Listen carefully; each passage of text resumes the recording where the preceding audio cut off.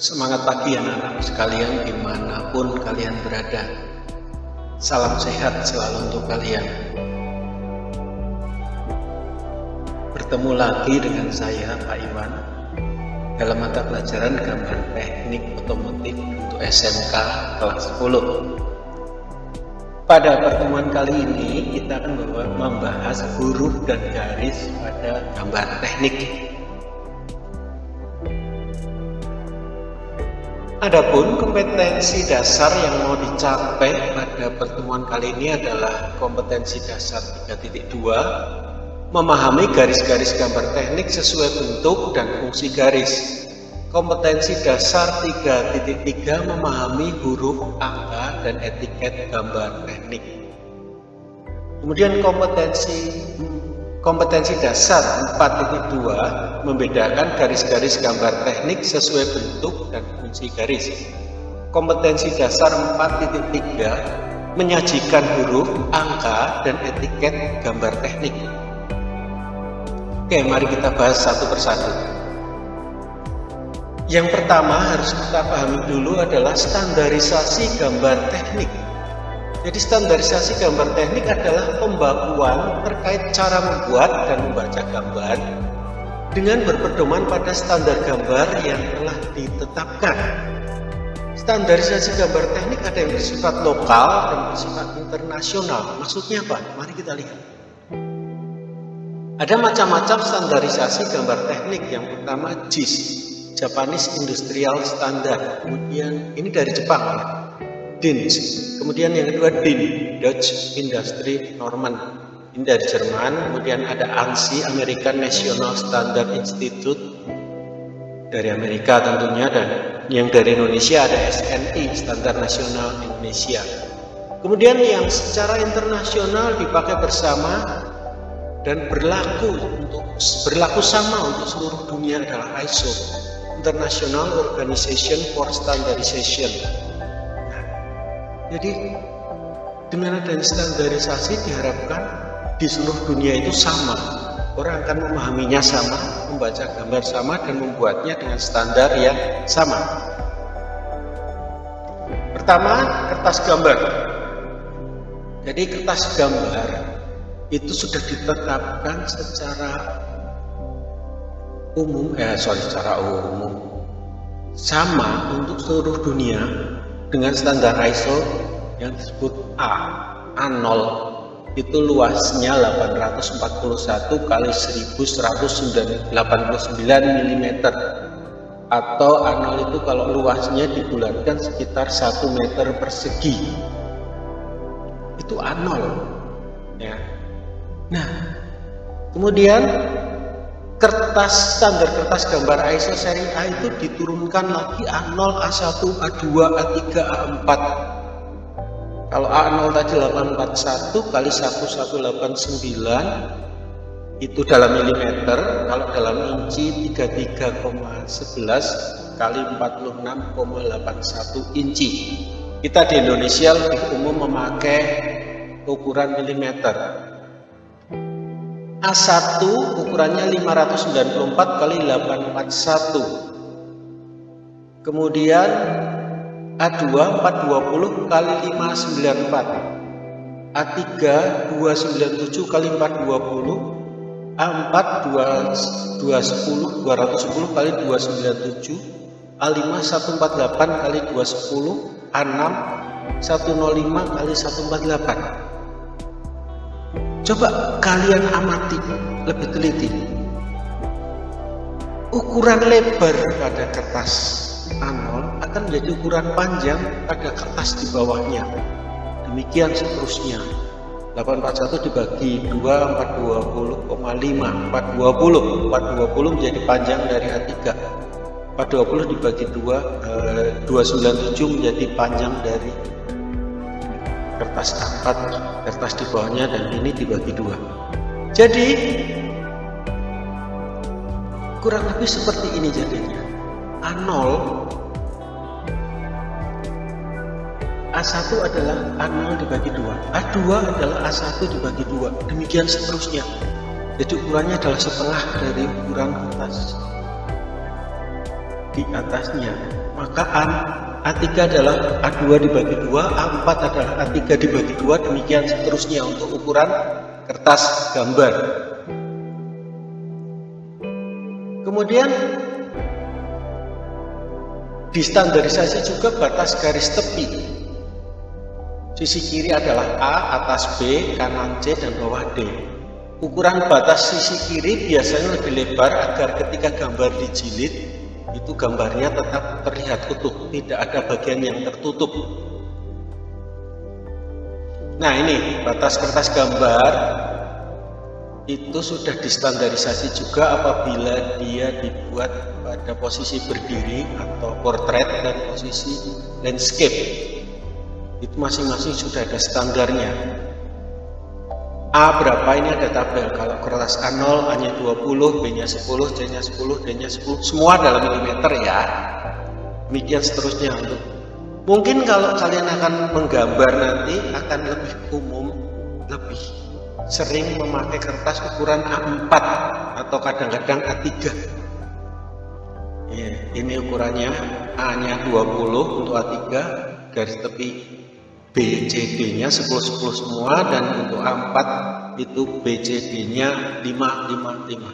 Lihat, ukuran A itu 20 semua, karena ini berkaitan dengan jarak penjilitan. Seperti itu ya untuk ukuran kertas gambar. Nah, tadi ada sedikit belum dibahas, ada etiket gambar. Etiket gambar adalah suatu identitas yang menjelaskan berbagai keterangan pendukung sebagai pelengkap gambar. Jadi dengan adanya etiket orang akan bisa membaca, mengetahui identitas dari gambar. Apa yang harus muncul dalam etiket adalah nama instansi. Nama instansi tempat gambar itu dibuat, diterbitkan, kemudian simbol proyeksi. Simbol proyeksi, ada proyeksi Amerika dan Eropa yang nanti akan dibahas pada materi-materi selanjutnya. Kemudian skala gambar. Skala gambar 1:1, 1:2, 2:1 dan sebagainya, pembesaran dan pengecilan akan dibahas nanti. Selanjutnya ada penjelasannya. Satuan, milimeter atau inci. Tanggal gambar itu dibuat, siapa yang menggambar, siapa yang melihat gambar itu, siapa yang memeriksa gambar itu.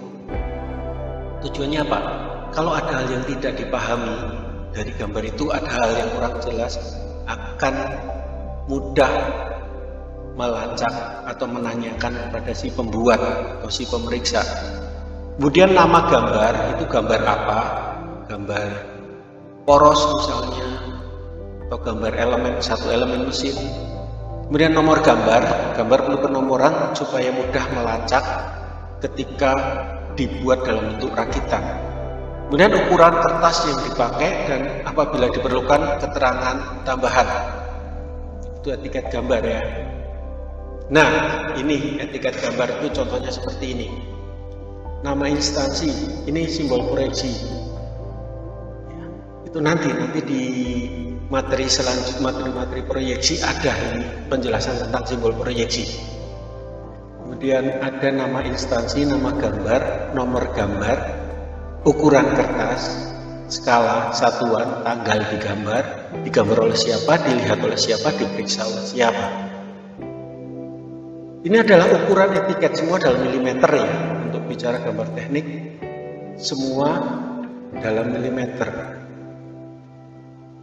Kemudian bila perlu ada kolom tambahan bila ada bill of material atau perincian material apabila itu adalah gambar rakitan. Jadi seperti ini. Ada gambar nomor 1, nomor 2, nomor 3, nomor 4, ini adalah nama bagian gambar itu. Ini apabila sebuah gambar rakitan. Mungkin kalian akan melihat kalau di manual book sebuah sepeda motor atau mobil itu ada gambar dengan nomor 1, nomor 2 apa, nomor 3 apa dan sebagainya. Nah, satu bagian itu harus ada penjelasan 1 apa, 2 apa. Kemudian menurut keterangan ada standarnya, ada bahannya apa dan jumlah dari setiap komponen itu berapa. ini etiket beserta ukurannya, sehingga semua informasi yang dibutuhkan oleh si pekerja bila dia mengerjakan satu komponen maupun bagian perakitan, bila merakit beberapa komponen, itu informasinya itu jelas, merujuk pada gambar komponen nomor berapa dan sebagainya. Itu tentang etiket gambar. Kemudian standar huruf. Huruf juga ada standarnya. Terdiri dari tinggi huruf, jarak antar garis, jarak antar huruf, tinggi huruf kecil, dan tebal huruf. Semua sudah ada standarnya. Seperti dalam tabel ini. Tinggi huruf ada 3,5 mm, 5 mm, 7 mm, 10 mm, dan 14 mm. Jarak antar garis ada 5, 7, 10, 14, dan 20, dan seterusnya seperti tabel di bawah ini. Pada materi selanjutnya, pada materi sebelumnya kita sudah bahas mal gambar teknik, itu salah satunya ada mal huruf. Nah, fungsinya dengan mal huruf itu kita akan bisa membuat tinggi huruf secara konsisten. 3,5, semua 3,5 akan sangat mempermudah dengan mal tuntutan tinggi huruf seperti ini, jadi lebih rapi. Seperti contoh etiket tadi, hurufnya sangat rapi, itu bila dibuat dengan gambar teknik. Ya mungkin dewasa ini ada program komputer, salah satunya adalah AutoCAD, itu mempermudah dalam pembuatan gambar dan penulisan. Tetapi apabila kalian menggambar secara manual di kertas gambar dengan Rapido, alat itu akan sangat membantu dengan standarisasi seperti ini. Oke, kita lanjutkan. Oh, standar huruf masih ya, kita lanjutkan lagi. Bentuk huruf itu seperti ini tadi. Ini tinggi huruf, jarak antar huruf, jarak baris. Seperti ini apabila tegak, dan apabila miring seperti ini adalah miring 15 derajat terhadap garis vertikal atau 75 derajat terhadap garis horizontal kemiringannya. Itu sudah distandarisasi. Kalau dalam AutoCAD disebut oblique angle, sudut kemiringan. Kemudian tadi ada skala ya, ketika kita bahas etiket skala gambar. Jadi skala itu adalah pembesaran atau pengecilan suatu gambar. Jika objek gambar terlalu kecil, maka diperbesar supaya si pekerja, pembuat barang itu mudah membaca gambar. Gambarnya terlihat jelas. Contohnya suatu detail mesin, apabila dibutuhkan untuk diperbesar, maka bagian itu akan digambar khusus dengan skala yang lebih besar.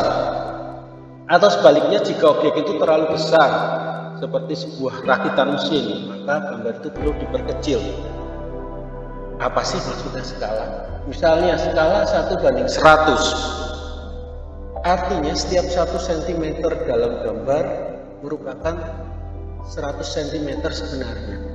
Berarti kalau ada gambar berukuran 100 cm, di kertas gambar cukup digambar 1 cm, maksudnya itu.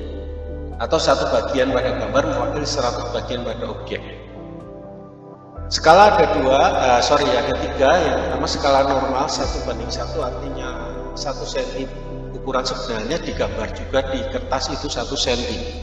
Atau perbesaran 2:1, 5:1, 10:1, dan sebagainya. Artinya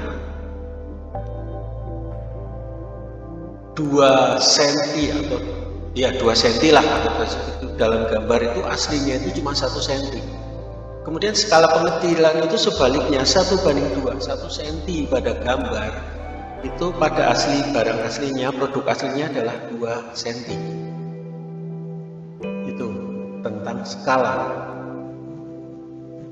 Kemudian macam-macam garis ya, ini juga distandarisasi. Macam-macam garis dan tebal garis.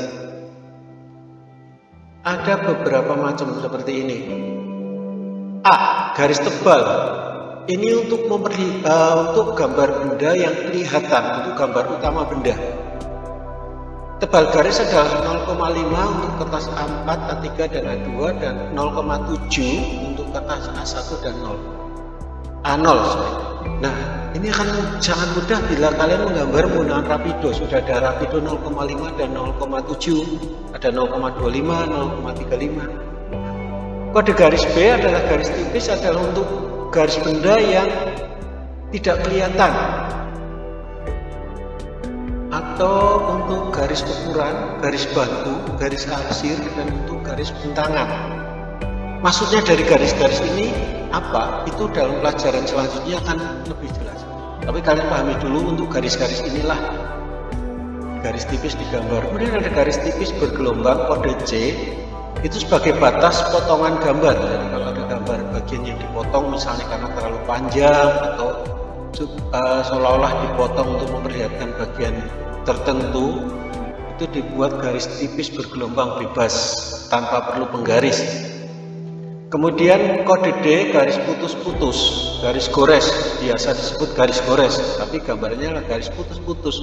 Itu adalah untuk benda yang tidak kelihatan, misalnya bagian belakang suatu benda, tebal 0,25, seperti itu. Jadi lebih tipis dari garis gambar yang kelihatan. Kemudian garis sumbu, garis strip titik secara konsisten, itu adalah untuk sumbu. Sumbu itu apa? Sumbu itu adalah pusat dari lingkaran. Jadi bila suatu gambar ada sumbunya, berarti gambar itu akan berbentuk silindris. Kemudian garis sumbu tebal pada ujungnya. Jadi ini garis gores tapi ujungnya tebal. Itu digunakan untuk batas garis irisan atau potongan. Jadi ini ada di kedua ujung. Nanti pada materi gambar potongan akan lebih jelas. Kemudian garis tebal strip titik itu adalah untuk garis pekerjaan yang masih akan dilanjutkan pada proses selanjutnya. Kalian yang di bagian pemesinan akan tahu fungsi dari gambar ini, bahwa suatu produk pada sisi tertentu itu bila ada tanda ini berarti masih ada proses selanjutnya, seperti itu. Kemudian anak panah pun ada aturannya, 1:3, seperti ini, 1:3 untuk lanjutnya. Bila panjang panah 3 mm, maka tingginya 1 mm, seperti itu. Dan di mal gambar itu juga ada mal panah untuk mempermudah menggambar panah. Kemudian arsiran. Secara umum arsiran dibuat miring 45 derajat. Jadi arsiran merupakan teknik yang digunakan untuk memberikan efek warna atau bayangan dengan cara membuat garis paralel dengan sudut 45 derajat. Jadi miring 45 derajat. Dalam mengarsir gambar tidak diperbolehkan terlalu halus ataupun terlalu kasar. Jarak antar garis arsiran harus disesuaikan agar hasil garis arsiran baik dan bagus ketika dilihat. Jadi tidak asal garis, tetapi secara konsisten jaraknya sama, ukurannya itu bagus bila dipandang. Secara umum seperti itu. Kemudian ada arsiran-arsiran khusus seperti gambar di samping ini, untuk baja seperti ini, baja cair seperti ini, aluminium, besi tuang, baja tuang, tembaga, seng, perak, timbal, logam putih, untuk batu bata, beton, paving, pasir. Jadi sudah ada standarnya secara internasional sehingga pekerja akan langsung tahu kalau arsiran seperti ini berarti bahannya adalah, contoh arsiran seperti ini berarti dibuat dengan bata, hanya seperti itu. Nah, itu anak-anak materi kita kali ini tentang garis gambar huruf dan garis gambar teknik. Terima kasih atas kebersamaannya. Semangat pagi dan selalu tetap semangat. SMK bisa, SMK hebat, SMK bisa hebat. Terima kasih, sampai jumpa pada pertemuan selanjutnya.